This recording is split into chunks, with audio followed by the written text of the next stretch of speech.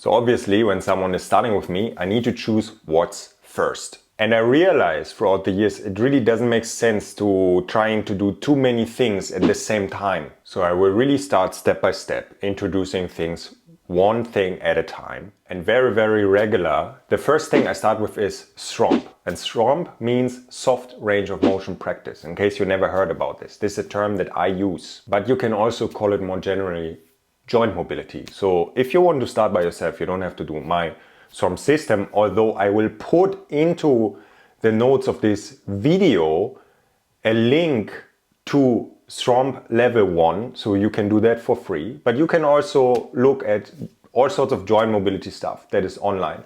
The key is here to move your joint in all sorts of ways. And you can think about geometric lines like circles, you can think about figure eights, you can think about just lines.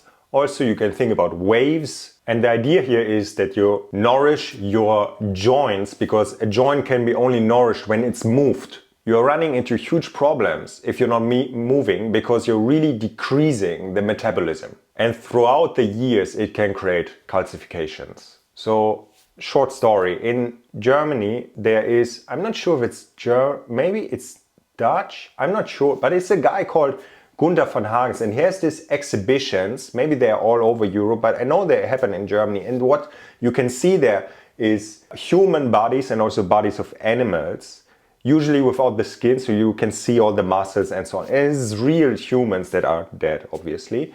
And I remember I went to one exhibition, and directly when you go in, there was a spine and the pelvis, just the bones, and of an old man.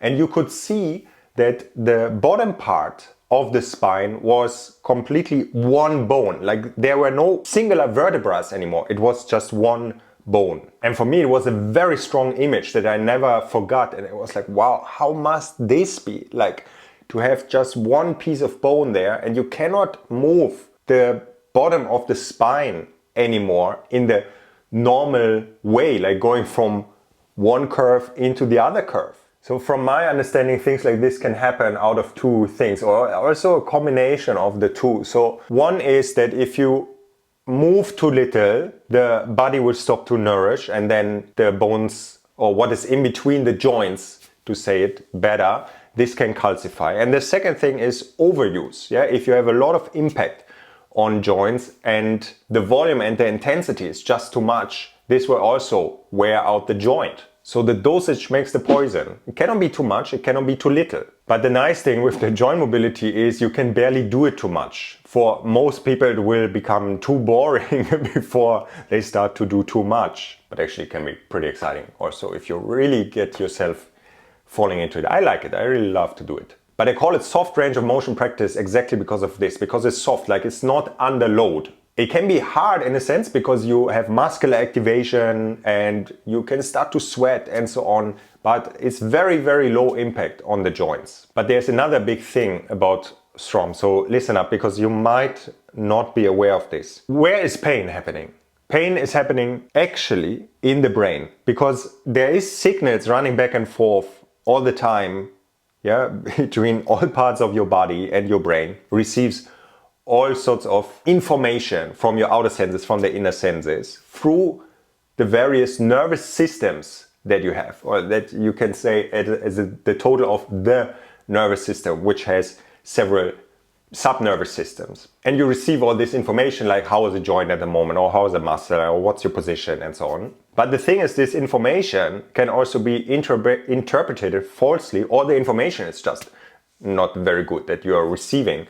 And an example of this that you might have heard of already is when you are at the doctor, you make an X-ray or an MRI, what is shown there might not reflect how you feel. And let's say if 10 people walk in and the doctors don't know if they have any pain or not, they will not be super accurate in telling from the X-ray or the MRI if people are in pain. Yes, there are correlations that, okay, yeah, this spine looks like you should have pain, and then people have pain. But also there's a lot of the times the other thing happening, that someone on the picture looks like should have pain, but actually has no pain, and vice versa. Spine looks fine on the picture. This is also very often, yeah, that people come with a back pain, and then they do blah, blah, blah, blah, blah. Yeah, the pictures. And then the doctor says, yeah, everything is fine. But you don't feel fine. It's like, but I'm in pain. I'm not fine. So clearly something else is going on. It's not visible in the joint, in the bones. It's not there, but something else is happening. And another example is that people can sometimes feel like someone that lost a limb can sometimes feel this limb, although it's not there, you know, like things are happening in the brain and it's not always reflecting the reality. And now we almost get into Erkenntnisphilosophie. I have no idea how this is called in English, but the philosophy of how you get to know things. How do you know things? And how do you know things? But let's not go there. So let's become practical again. What the SROMP is doing through all these movements, and especially in the beginning, you start to move very slow.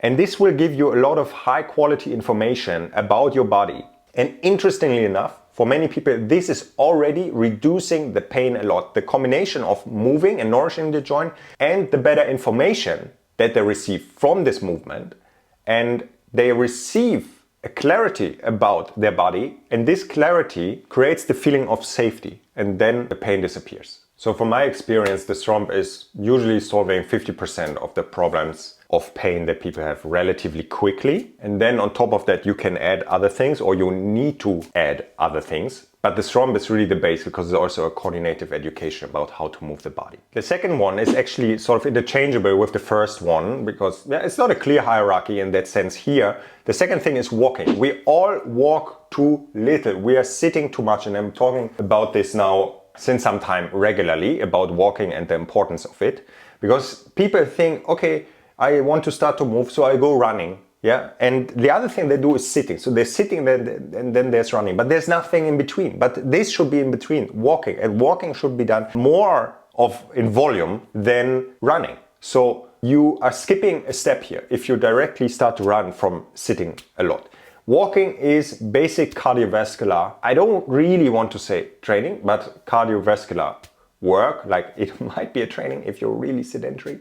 It shouldn't be, but it's like the base layer of cardiovascular work happening that should happen every day. The blood is pumping, that your muscles are likely moving your body, and this also makes sure you have a healthy metabolism. You cannot have a healthy metabolism without movement. You need to move to be healthy. Really, like physiologically, there's no other way. Yeah, and the nice thing is also that the walking, because you're standing and you're moving, is a good counterbalance to the sitting position. There's also one thing that already solves many problems of people having knee pain and back pain and so on and so forth. Just walking regularly. So maybe that could be one of the questions that physiotherapists ask if someone comes in and says, yeah, I have pain in my spine or my knees and so on. And then you ask, okay, yeah, how much do you walk? Yeah, I don't really walk.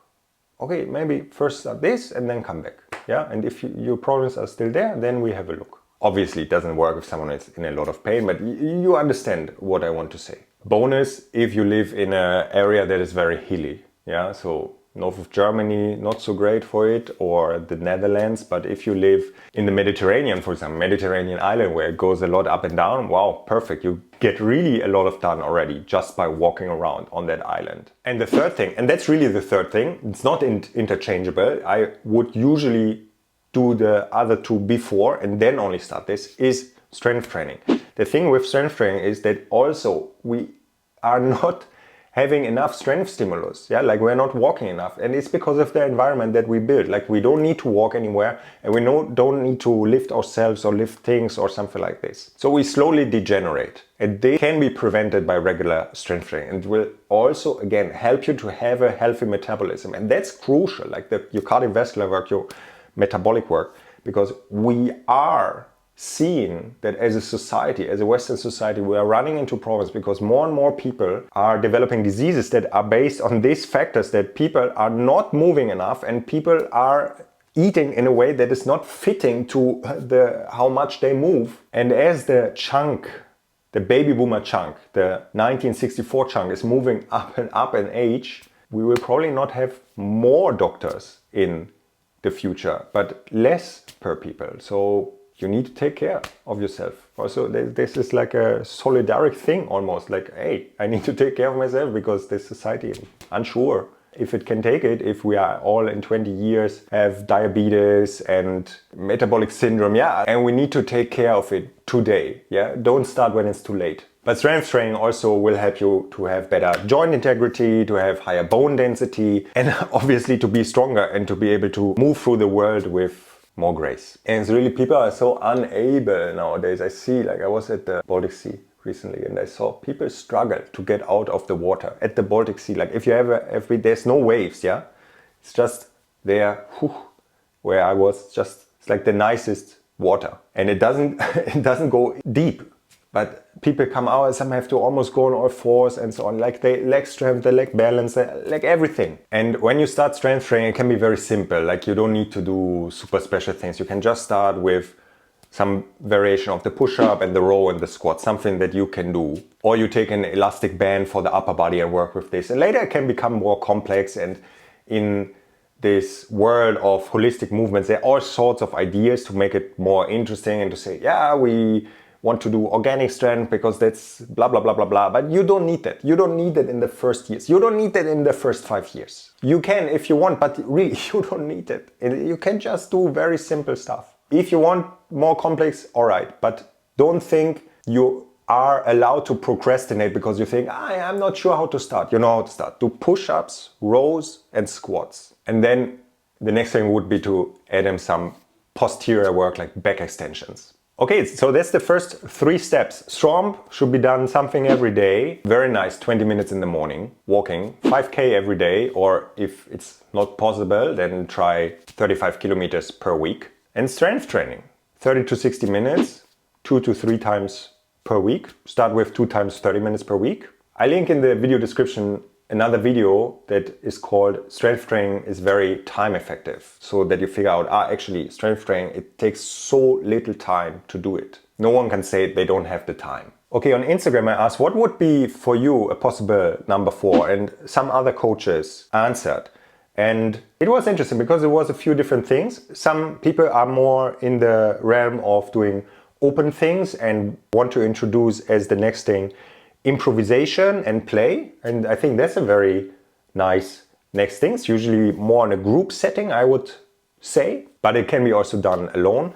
Other people would introduce floor work and sitting. That would be for me also a very usual thing to do as step number 4. How to sit on the floor, because it's basic mobility for the legs. It's very, very beneficial. It's also counterbalancing the chairs, but into the other direction compared to the walking. But what no one mentioned and what I would like you to think about is balancing. Because actually balancing was your first big quest when you came to this world. You had to learn how to balance. First to sit, then to stand, then to walk, then to run and jump. And for me, it makes sense to continue with this practice of balancing very regularly. And you can start by brushing your teeth on one leg, or when you're at the bus station, you stand on one leg and you close your eyes. All right, any questions that you have, write them in the comments, and don't forget to subscribe so you don't miss the educational content that I post here regularly. All right, that was Josef Bartz, and see you next time.